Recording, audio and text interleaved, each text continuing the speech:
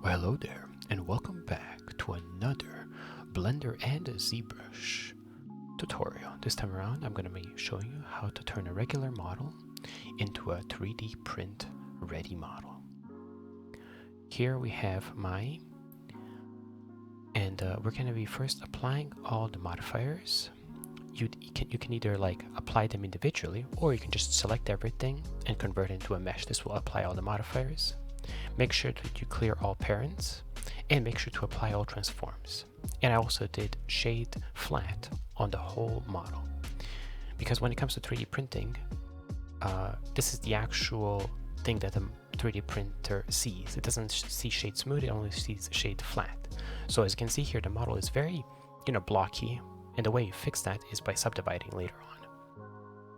Right now I'm basically just combining things into meshes, and I'm also getting rid of things that I don't need, like some armatures and stuff.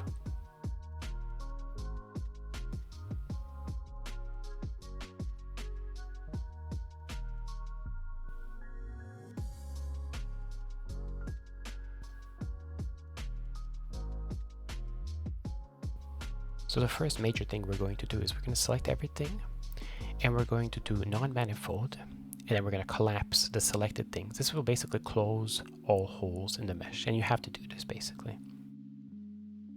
Second thing we're going to do is we're going to create some cutters. Basically, cutters are meshes that cut the model. As you can see here, I just kind of duplicated that certain area, we filled it in.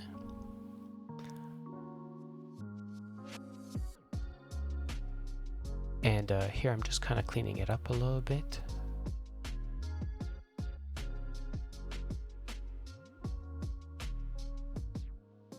I tried to kind of flatten it out, but I decided not to do that at the end.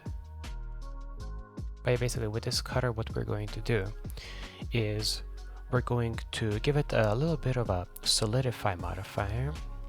Don't make it too thick, make it a little bit thinner, right? And you can also do even thickness if you want. And then what you're going to do is go onto the main mesh, onto the main body, give it a boolean, select the cutter as the object, and do difference.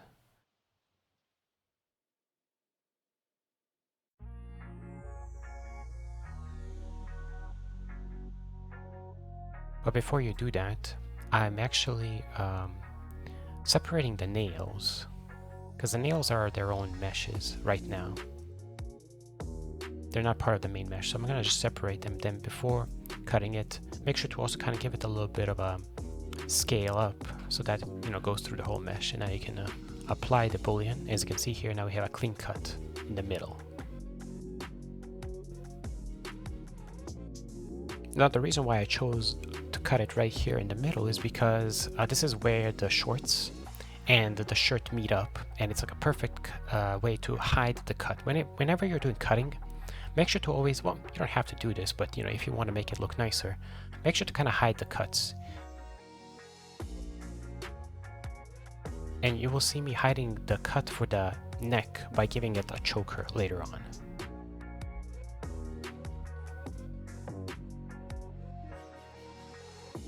Here I'm just double checking that everything looks good. Now obviously right here I am going to use a grab brush with grab silhouette, and I'm just going to basically grab the inside of the part and just move it in. And the reason why we do this is because we want to prevent caves. Basically, caves are places where the meshes are not clipping into each other, and they can basically cause you to have geometry inside of your main mesh, right? And later on, actually, we will have a cave because I didn't fix a thing, and you will actually see how I fixed that cave. So here I'm just double checking the edge.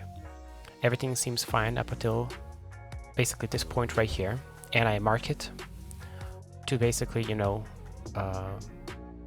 have it marked there so I can fix it later on. And here I'm just double checking everywhere, making sure that everything's clipping into each other. Here there's like a small issue. I just kind of use the grab silhouette once again, just kind of move it down a little bit, and because I marked it, I can go outside and just kind of push it in.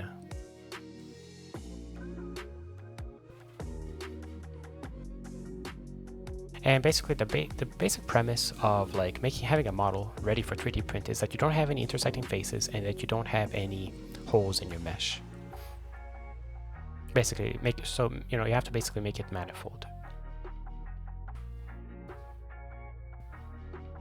Now, right now we have a bunch of like intersections in our mesh, but that's fine because later on we're gonna go into ZBrush and remesh it by union, and that will basically close, or that will basically fix most, like 99.9% of like intersecting faces. So earlier I mentioned that we want to, mask our cuts. So basically what I'm going to do here is I'm going to give her a choker around her neck. I'm going to go for a little bit of subdivide, shrink wrap, and solidify. And then later on, I'm going to grab a piece of that choker. I'm going to duplicate part of it, give it a little bit of solidify, and then cut the neck so I can separate the head from the rest of the body. Now, technically speaking, you don't have to do this. You can just create cuts, wherever you want, really. But by hiding them like this, they are much nicer later on once you print it out and you combine all the pieces. It makes it, look nicer, and it's easier to kind of hide it.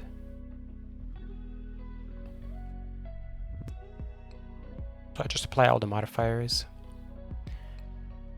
and then I just select this kind of top part, duplicate it, separate its own thing, and then I just kind of like extrude and then collapse, and then I solidify. And you kind of want to like make it like, pretty thin, right? So just make sure that the thickness is set to some like low number. And then I go to the body, I add a boolean, I use that cutter, apply it, and go to edit mode, select the head, and now the head is separated from the rest of the thing. And I also have this kind of like cutter group or collection on the right side, and I just kind of put the cutter in that group. And at this point, I can very easily just add the hair and the head together, and then add the choker and the shirt to the top part of the body.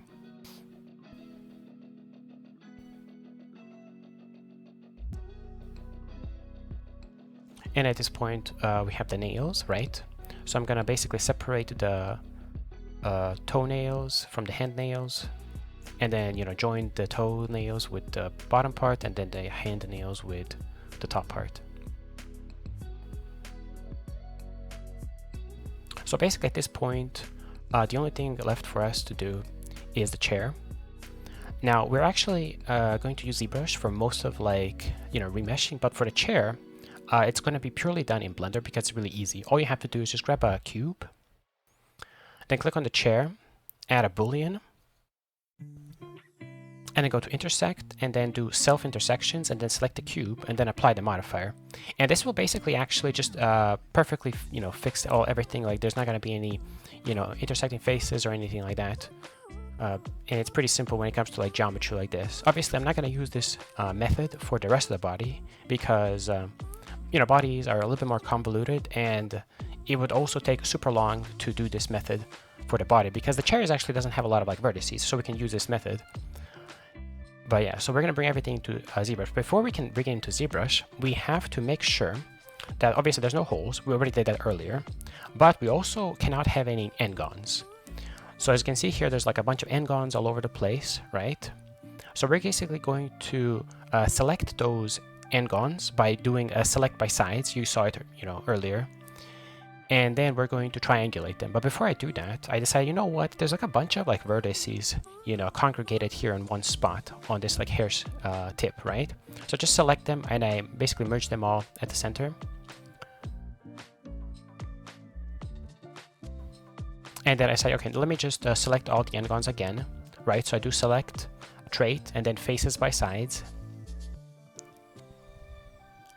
Here I'm just double checking that it's not manifold. Always double check that kind of stuff, right? So here we go. We selected the n-gons, and we're going to triangulate them. And now the n-gons are all triangulated. You basically kind of have to do this if you want to import a model into ZBrush. I mean, technically you don't have to, but ZBrush does like to complain if you get like n-gons and stuff like that. Once again, I'm just double checking, making sure that there's no holes and no n-gons. So here I'm going to click on the legs, I'm going to do File, Export, and then OBJ. And I'm going to go into ZBrush. I'm going to do Import OBJ. And as you can see here, now we have the legs there. So then we're going to click on... we're going to go into Geometry. And we're going to subdivide it twice. So as you can see here, Geometry, then divide, and then delete lower. Okay, so basically it's going to subdivide the mesh twice, so we have it like nice and smooth, right? And then we're going to click on this like a gear thing, and then we're going to do remesh by union. And it's going to take a while. And now basically it's going to try to remesh it. And it's basically like remesh in Blender, except just better. It doesn't give you any like artifacts and stuff like that. And here we're going to decimate it. So now we have like this really high poly model because we subdivided a lot. So we're going to do pre-process current. And then we're going to choose how many K polys we want to go. And I think I chose 150,000. Actually, no, I went with 80K. And then we decimate current. And this is going to decimate it. So now we're down to 80K. And as you can see here, this is like the wireframe of it. It's pretty decimated. But that's fine because when it comes to, you know, 3D printing, we don't really care about the actual topology itself. It's irrelevant. And we're just going to go to export, and we're going to export it back into, you know, Blender. Basically, same story right here. Literally, we're going to basically repeat this for all the pieces. Right now, we're going to do the torso. Literally, File, Export, OBJ. Go into ZBrush. You know, bring it in. And once again, we're going to, you know, activate the modes, right? Subdivide it twice. Delete lower. Click on the gear thing. Remesh by union. Then go to Z plugin, decimation master, pre-process current.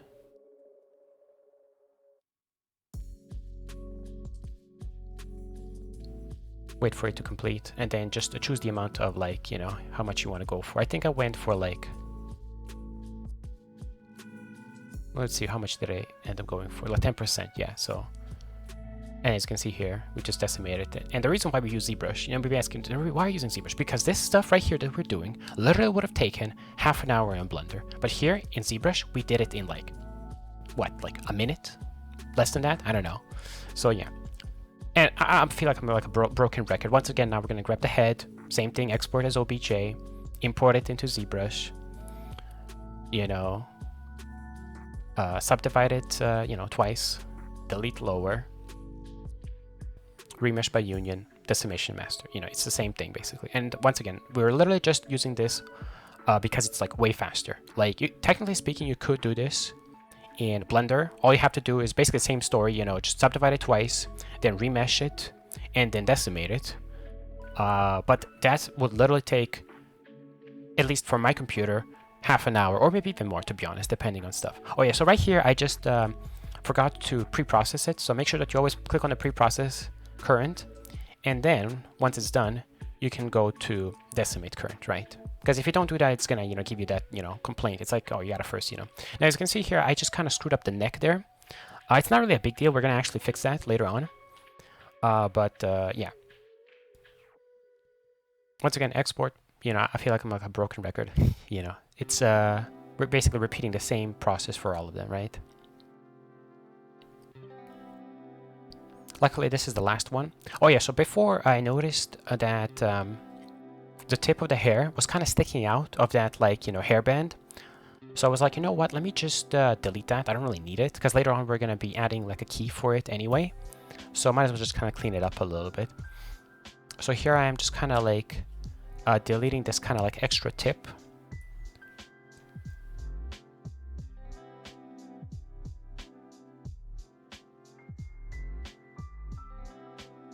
And then obviously don't forget to actually close those holes there. So here I just selected non-manifold, extruded it, and then collapsed it. And now as you can see here, now it's much cleaner. And then we'll bring it in. Now this time around I actually subdivided it 3 times because I wanted the tips of the hair to be a little bit extra smooth. So here I'm just looking at it, I'm like, that doesn't look too smooth, right? Kind of seems, you know, could be smoother, right? So I was like, you know, let me subdivide it one more time. And then, you know, delete lower, remesh by union, decimation master. Same story, basically. Like, this model, by the way, if you look in the top right corner, this model is 17 million. That would basically crash Blender. Well, more or less. and then we remesh it by union, and now it drops down to 8 million, which, I mean, that's nice, but we still want to, like, you know, decimate it. So we pre-process current. All right. And then we set it to, like, how much did I set it? 150K, and then decimate, boom, easy money. Super fast. Like, once again, this probably would have taken, like, maybe like an hour to actually do in Blender. And probably Blender would have crashed, to be honest. So that's why we're using ZBrush. And then we export it back into Blender. All right, so now basically we're going to create a new collection. We're just call it new, right? And we're gonna hide the old one, and then we're gonna basically import all those OBJs that we just you know, brought, that we did in, you know, ZBrush. And I'm also gonna transfer the chair because, well, the chair we already did in Blender, right? So as you can see here, everything has been you know, remeshed by union. Okay, so at this point, this is the part where we do a little bit of cleanup. Now, to be honest, I kind of did start cleaning up a little bit too fast. First, I should do the keys and then do the cleanup. But here, what I did is I pressed L to select the outside part of the mesh, and I press Control I, and this is going to select any like islands that are located. So as you can see, that we have this kind of piece of like geometry. We don't need this garbage. Just delete that stuff, right? It's basically like an island that's like inside of your mesh. If you leave that there, that's going to basically break the model while it's 3D printing. Right here, once again, we have this kind of like donut inside the head that's not connected to anything. Just delete that garbage, all right? Sometimes you get these like very like weird artifacts after like, you know, bringing them from ZBrush, but all you have to do is just select the outside by pressing L and then Control I, and it's going to select everything else, right? So here we're gonna activate 3D Print Toolbox. It's a free add-on. It comes with Blender. Just, you know, activate it, and then you can go on the right menu, and now you have this basically menu. So all you have to do is just select a mesh and then click check all, and it's going to take a couple of seconds, and it's going to basically give you all the places where things are not, you know, 3D print ready. So for example, right now, if you click on that button where it says non-manifold, it's going to select all of the edges, and as you can see here, it's highlighted right here, so we have a hole right there. It automatically highlights it for you. So all you have to do is just go to that area and just fix it. So right now I just close that hole, right? And then you can just click on, you know, solid, and it's going to double check it one more time. And now, okay, we have another hole, so we just fixed that basically. And you basically went through the whole model, and you basically want everything to be 0. Now, in an ideal scenario, everything should be 0, but like you will notice that there's like a bunch of like overhang faces, a bunch of like 0 faces, and those things are fine. You don't really have to fix them. Well, only you should focus on non-manifold edge, bad what is it? I can't even redo it. Like my video is like too small. Let me see. There we go. So we have a bad contingency edges. Those we definitely want to be 0, right? Intersecting faces also want to be 0. And then 0 edges, non-flat faces, thin faces, and sharp edges should also be 0. You don't have to worry about 0 faces or overhang faces. Basically, those are irrelevant. So right now, I'm just scanning the torso, right, the upper body, fixing this hole. All right, double checking. All right, then I'm checking all. Just give it some time to, you know, scan it, right? We have some intersecting faces, some sharp edges, and some thin faces, right? So you can basically just click on the button, and it's going to select the area that's like problematic, right? So we have some intersecting faces right here. And now you might be thinking, okay, denRubi, how do you know how to fix all this stuff, right? Well, obviously, when it comes to intersecting, when it happens to holes, right, all you have to do is just, well, you know, close the holes, right? You know, when it comes to intersecting faces, I kind of like to move like geometry, you know, around, so that, you know, they're not intersecting anymore, right? Here, I'm just kind of like creating like a edge using the knife tool, and it's kind of merging these two edges together, right? And then I'm going to click on intersections, right? And now it's going to click on this button. As you can see here, this area is fixed. Now I'm moving on to the next area, right? And right here, I think on the next area, it's going to be a similar issue where I'm going to be seeing there's an intersection here in the middle, right? So I'm just going to create, whatchamacallit, another edge using the knife tool. And I'm going to merge these two vertices, and boom, cleaned up. All right, and then we just move on to the next area, right?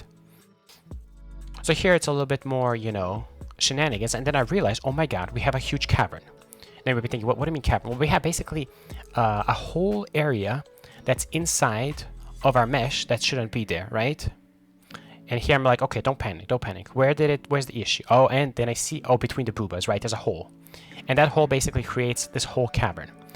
Easy fix. All we have to do around the cleavage area, just kind of like select these edges, or faces I should say, merge them all into one certain signal vertex, and then like basically disconnect it, right? And it's going to fix that area. Now I'm here, okay, I fixed it, but oh wait, no, I didn't fix it, because there's still some area that's like, you know, connected somewhere. Now another easy way you can do this is basically just select that inside area and then press Ctrl+ on your keypad or number pad, and it's going to basically select the area, and then you can realize, okay, it's at the bottom, and I can hide the pants, and we can see that there's like this area right here that's kind of busted up. So once again, same story. We're going to select the faces around the entrance of the cavern. We're going to merge it at center. We're going to disconnect it. All right, and then this whole area on the inside, boom, delete it. Easy fix. Now, obviously, this part right here kind of looks busted up, but it's going to be cleaned up later on very nicely.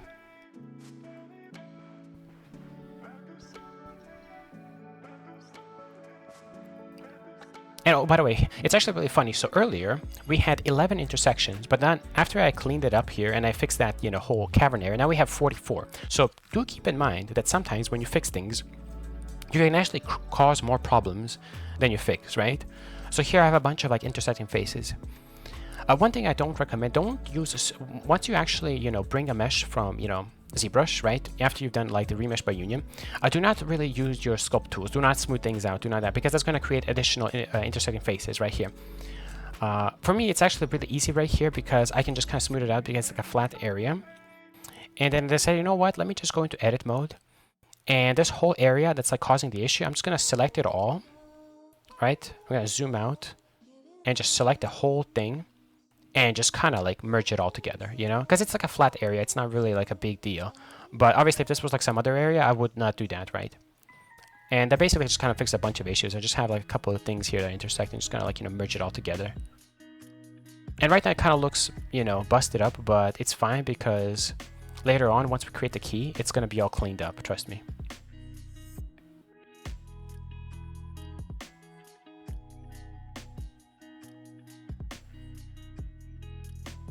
So there we go. We are solid. We don't have any intersections. I'm going to do a quick check all. And basically, we're pretty much Gucci. We have some zero faces and thin faces and overhang faces, but that's irrelevant. The only thing I'm kind of want to fix is this like sharp edge that we have. And then I just do check all. And then we have just a bunch of like intersecting faces.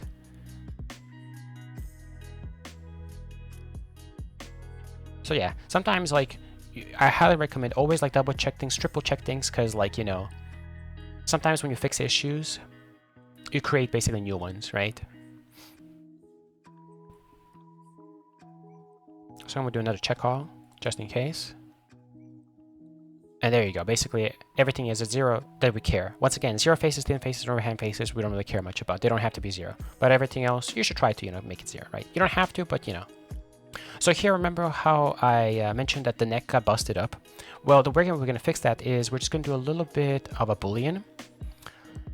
So basically, we're going to use that cutter that we used earlier, make it a little bit thicker, and then we're going to boolean it. And now we have this like nice clean cut.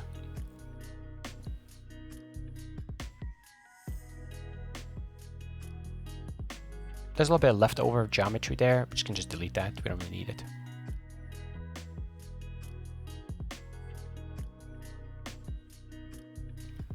Here I did a little bit of merge by distance, just to kind of like clean it up a little bit.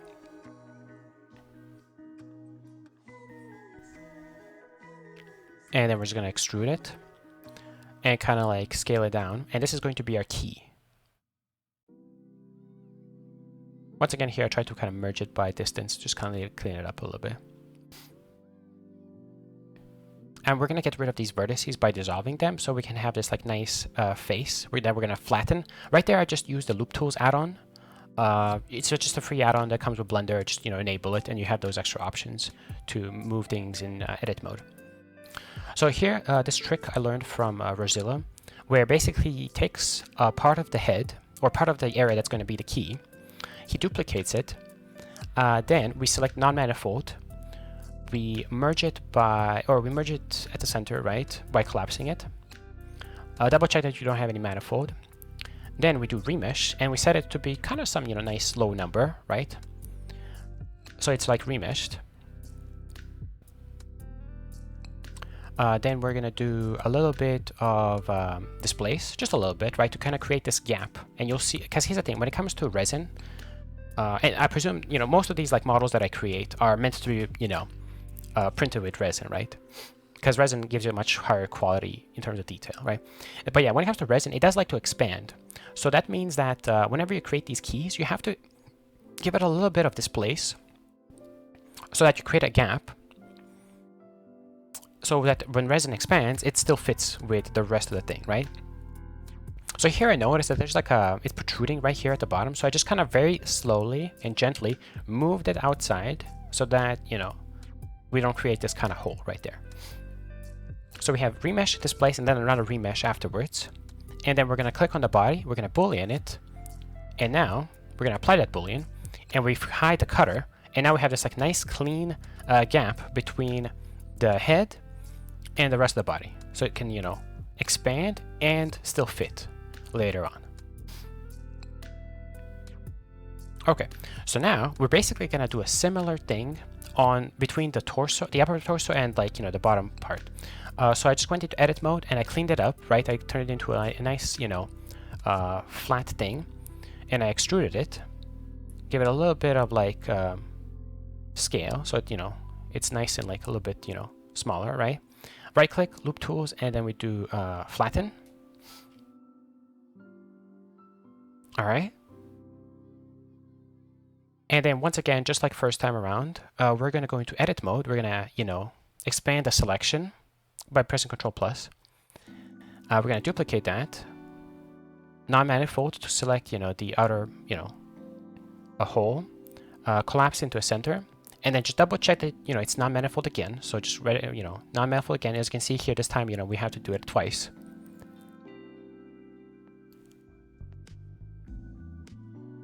And then once again, we're going to go for remesh, displace, and then another remesh. And then later on, actually, after remesh, displace, and another remesh, we're going to go for a decimate. You will see it. Oh, by the way, I just could kind of save my, save a little bit of time. I basically copied the modifiers from that upper cutter into that lower cutter that we made.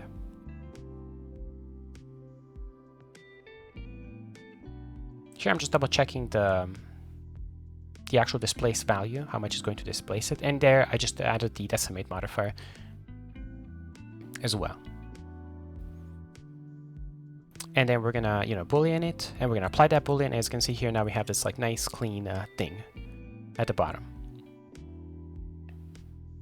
And if we bring back the upper body, you will see that there's like this pretty big gap, and that's fine because it's once again, it's going to expand, and if it's too much of a gap, you can just kind of fill it in, but you never want to have the gap to be like too small. You would rather have it too big than too small, right?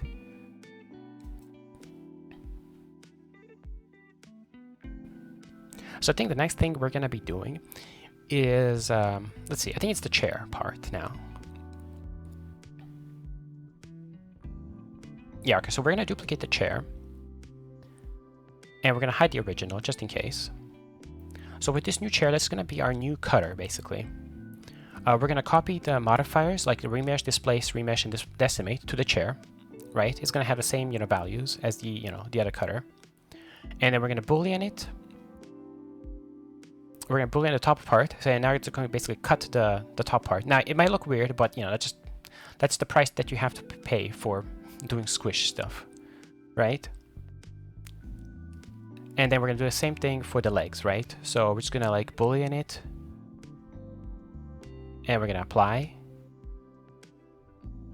And if we bring back the original chair, that doesn't have any of those like, modifiers.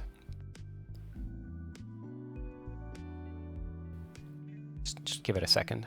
So I'm going to put this chair into the cutter group, right? And hide it.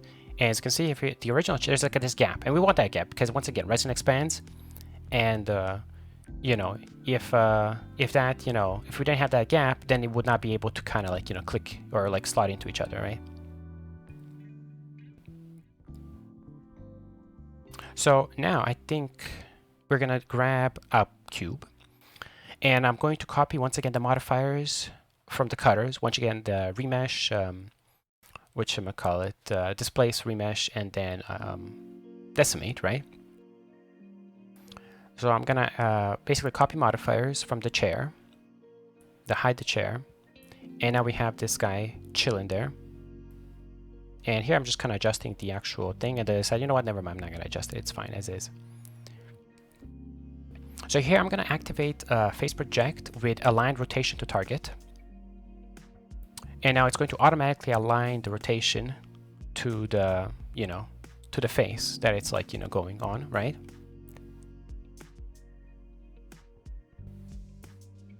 And then make sure to disable the displace modifier. So just, click on the kind of like screen, real-time display modifier in viewport. Click on that thing, disable it. And then go to the torso, go add a boolean, union of course, because we want to combine them together. Click on the cube, and now they're combined. Apply that. Now we can bring back the legs. Now activate the displace, okay? So now it's going to basically become a little bit thicker, right? Because we're displacing it by a little bit, right? And then we're going to do a boolean, and this time it's not going to be union, it's going to be difference, right? Because we want to create a hole. And then we're going to apply it. All right. And now I'm going to basically show you that by doing it this way, it's going to create this like nice gap for the keys, right? So just give it a second for me to kind of zoom in.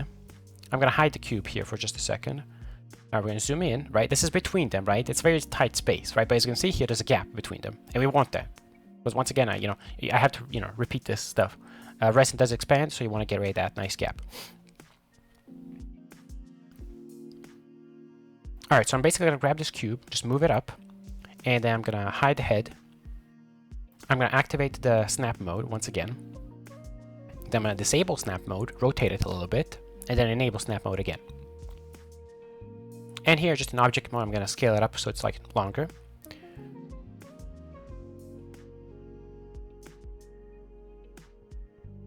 Don't forget to disable the displace modifier, right? So we're going to disable the displace modifier.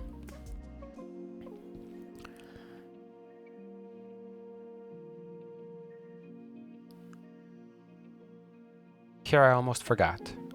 I was like, wait, hold on. Disable. Yes, make it smaller, right? Then go over here. Boolean, union, apply. Hide the hair. Activate the displace to make it thicker. And then click on the head. Oh yeah, right here I noticed that there's going to be an issue here, but we're going to fix this, right? So the issue here is that this hair is going to be floating, and that's not really good because it's not going to have any anything to, hold it, right? So basically what I'm going to do is I'm going to boolean it. We're going to do difference, right? I activated the displace. We applied the boolean, and now as you can see here, this part is floating, and that's no bueno. We don't want that because it's going to break. That's just going to break. But this is what we're going to do. We're going to create, or we're going to grab like a cube. And come on, denRubi, grab a cube.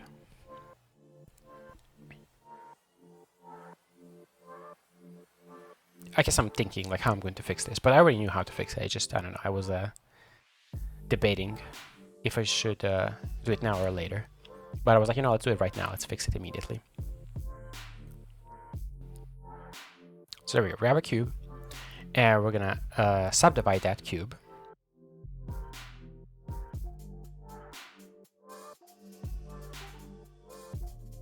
Now, obviously, this is just a quick and dirty way of fixing it. The proper way of doing this is to not have this issue in the first place. So, don't be like me, be smarter, and don't have this issue in the first place. Make sure to always plan things ahead.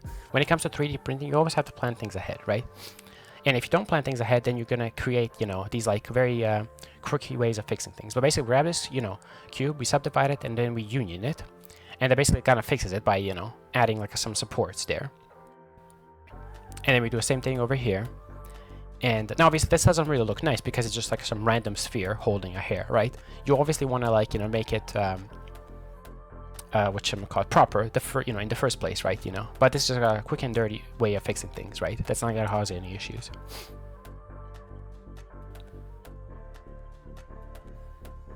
So yeah, don't be like me, actually properly fix stuff, right? So here at this point, we can go back to doing the stuff with the 3D printer toolbox, right?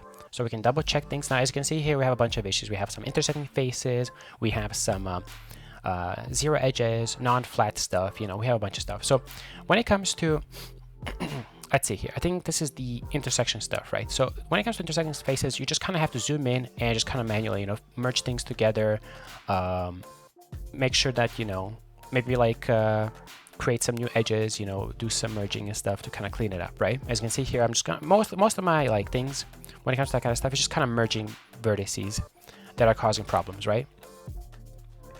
So here I'm just kind of going to merge these three, and then I'm going to check, and that basically fixes it. And I'm going to move on to the next place, and here I just kind of merge these guys that are close together, and these guys, and then we do check again, and as you can see here, that fixes it, and we just kind of go from one area into another. It's kind of tedious, but to be honest, once you kind of get into a rhythm, it kind of becomes satisfying to kind of fix these little issues. Now, as you can see here, this is an end gun right here. So I'm going to decide to triangulate it. And later on, actually, I'm going to select the whole mesh, select all the end gons, I'm going to triangulate it. But not now. We're going to do that later.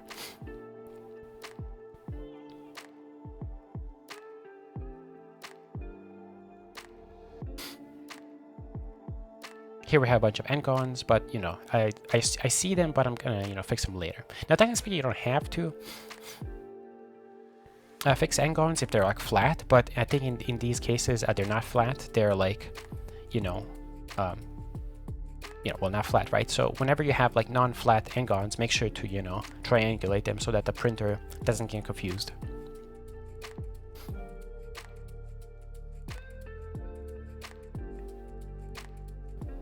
And once again, what's really great about this add-on is that you just have to basically scan the mesh and then click on that button, and it basically selects the area that, is a problem, and you can just zoom in onto it, right?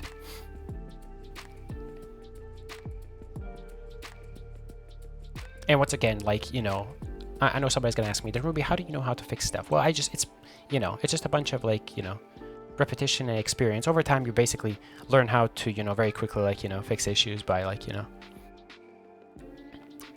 see, for example, right there, I saw I don't know, 4 or 5 vertices that were on top of each other. I'm like, yeah, if I just kind of combine them all into one vertex, it's gonna fix the issue, right?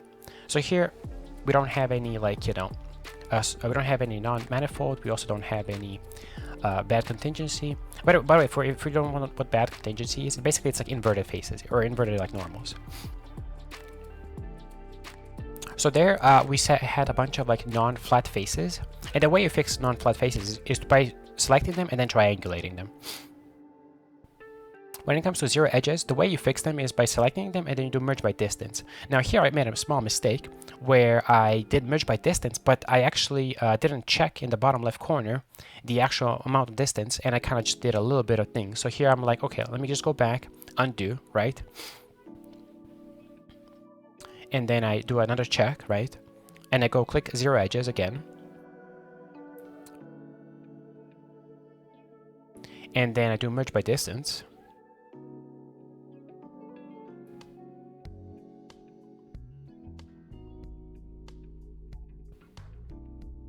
And then right here, I'm like, oh wait, merge distance is set too high. So I just lower it down to the default value, and then that basically fixes it. Basically what zero edges is basically edges that are infinitely thin, or close to infinitely thin, And once again, just keep in mind that when you fix one issue, another might pop up.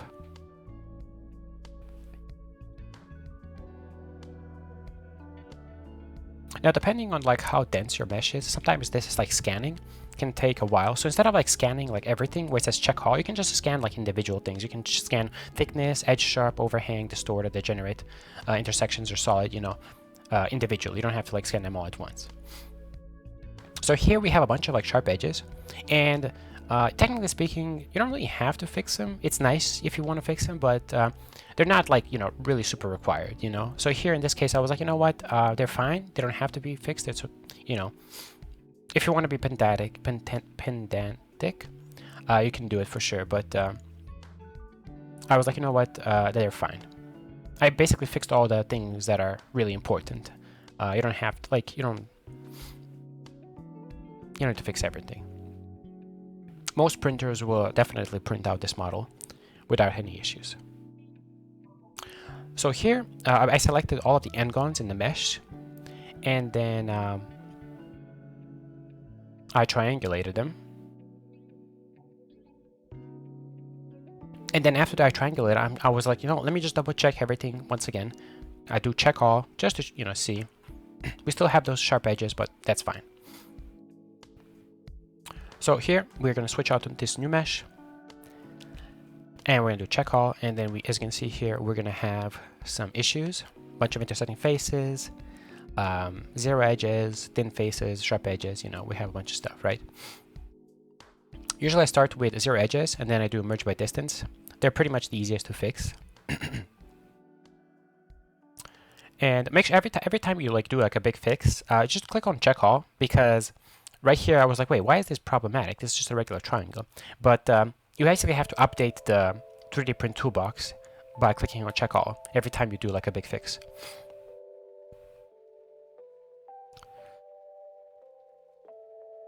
So we have now some non-flat faces. I just click on triangulate them.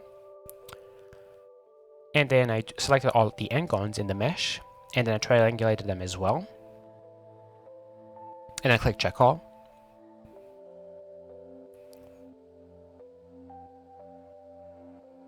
As you can see here, just the numbers are dropping, so that's nice. Now we have just only 4 intersecting faces and 5 sharp edges.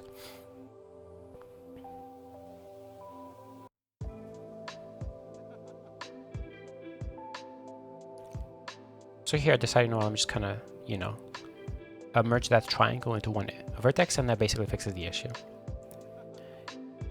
And I think at this point, the only thing we're going to have is just a little bit of sharp edges, which are at the top, yeah.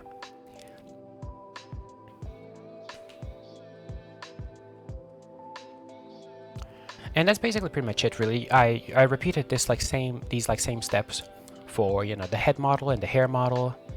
All you have to do once again is just go to the 3D print toolbox, scan it.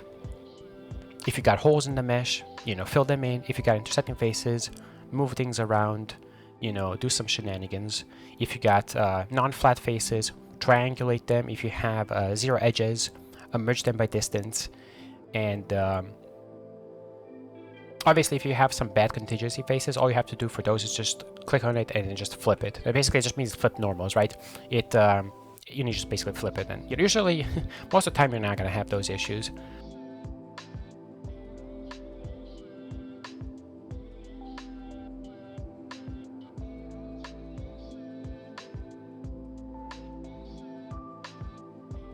And that's pretty much it, really. Doing a little bit of cleanup. All you have to do at this point is just select the models, right? And then export them as STL files, and then bring them into your slicer, and you should be Gucci. And that's pretty much it. I'm gonna see you guys on the next one. Take care, my dudes. Have a good one. Good luck. Bye-bye.